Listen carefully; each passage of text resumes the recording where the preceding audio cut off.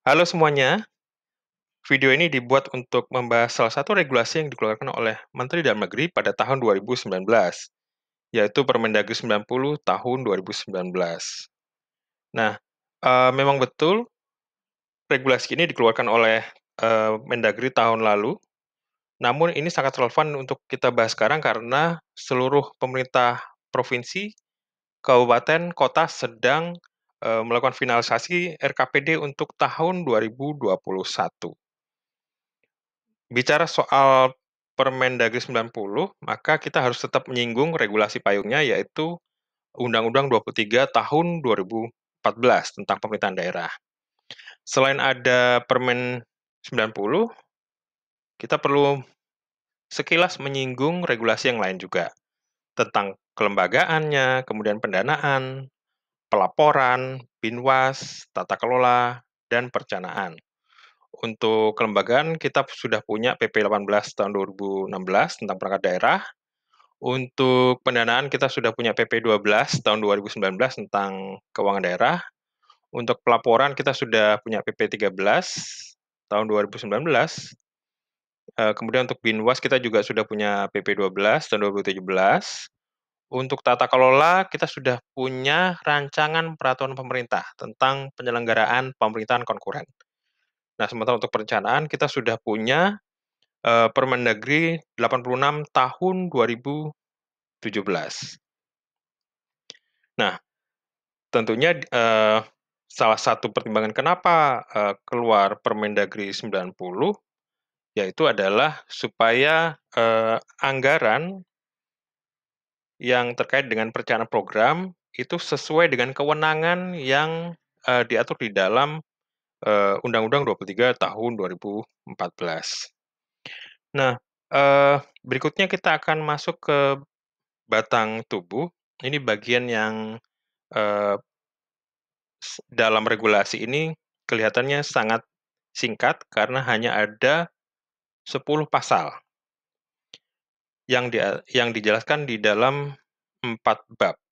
Nah, bab 1 menjelaskan tentang ketentuan umum seperti biasa, isinya adalah definisi istilah. Kemudian di bab 2 menjelaskan tentang bentuk klasifikasi dan sistem kodifikasi nomenklatur yang dibagi antara perencanaan dan penganggaran. Kemudian di bab 3 menjelaskan singkat prosedur dan tata cara perubahan klasifikasi dan kodifikasi yang diusulkan Pemda, KL, ataupun perubahan karena kebijakan nasional dan evaluasi pembangunan. Nah, di bab 4 menjelaskan tentang peralihan dan pemberlakuannya. Nah, eee, kita akan masuk bagian yang lebih detail justru di lampirannya. Nah, ada bagian A, B, C, D, E, F, G, H, I, J, ya.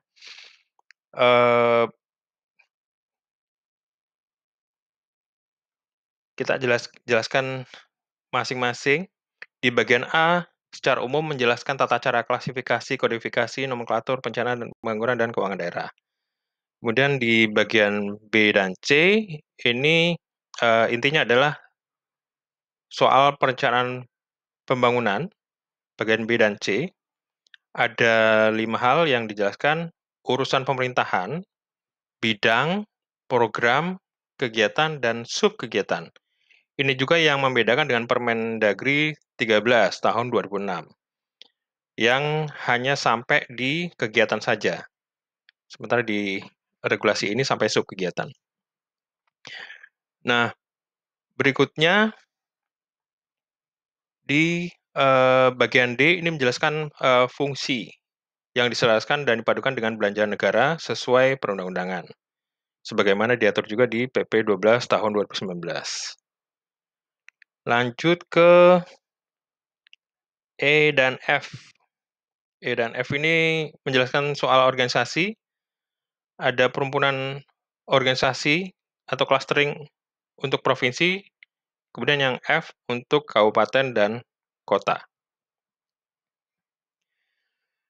Bagian G, ini menjelaskan soal sumber pendanaan, ada 2, yaitu dana umum dan dana khusus.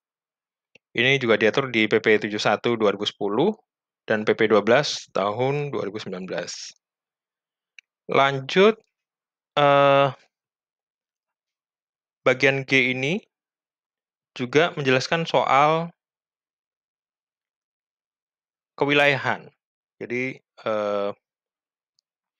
menjelaskan kode data wilayah administrasi pemerintahan sesuai perundang-undangan. Jadi mulai provinsi sampai dengan kecamatan, kabupaten kota, sampai dengan kelurahan atau desa. Ini juga sesuai dengan Permendagri nomor 137 tahun 2018. Nah, kemudian untuk bagian H, I, J ini menjelaskan soal rekening. Rekening neraca, di dalamnya ada aset, kewajiban, ekuitas, kemudian anggaran dan LRA di bagian I. Di bagian J ada soal pendapatan dan beban. Sesuai juga dengan PP nomor 12 tahun 2019. Oke, itu untuk lampirannya. Nah, secara singkat, tadi saya sudah menjelaskan soal ada 5 hal yang membedakan regulasi ini dengan Permen 13. Karena kalau di Permen 13 hanya 4, bidang urusan, program, kegiatan. Nah, sementara di regulasi ini sampai 5. Jadi bidang urusan, program, kegiatan, dan subkegiatan. Kalau disingkat, ini menjadi UBI Prokes. Jadi untuk memudahkan pemahaman kita saja, saya membuat akronim semacam ini. Nah, terakhir saya akan jelaskan soal peralihan dan implementasi. Ada 3 poin di sini ya. Pertama adalah penyusunan LKPD 2021, sebagaimana tadi yang kita singgung di awal. Semua daerah sekarang sedang melakukan finalisasi RKPD. Tetap mengacu pada RPJMD dan Renstra yang saat ini berlaku atau existing. Jadi indikator dan targetnya tidak berubah.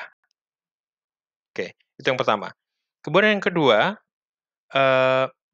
di awal tahun ini, pada bulan Januari, sudah diterbitkan Surat Edaran Mendagri nomor 130 garis miring 736 garis miring SC tentang percepatan implementasi SIPD, Sistem Informasi Pemerintahan Daerah. Nah, ini diharapkan sistem ini sudah bisa kompatibel dengan perubahan yang ada. Jadi diharapkan semua daerah sudah mulai menyesuaikan kode di dalam SIPD-nya. Kemudian yang ketiga adalah penyesuaian kodifikasi berdasarkan hasil pemetaan berfungsi sebagai jembatan. Jadi ini alat sinkronisasi dalam perencanaan dan penganggaran. Jadi istilahnya karena kita sudah berpindah dari kode yang kita gunakan sebelumnya, sesuai dengan Permen 13, ke Permendagri 90, sehingga diharapkan upaya pemetaan atau konversi ini menjadi alat sinkronisasi. Baik, demikian penjelasan dari kami. Sampai jumpa di video berikutnya. Terima kasih.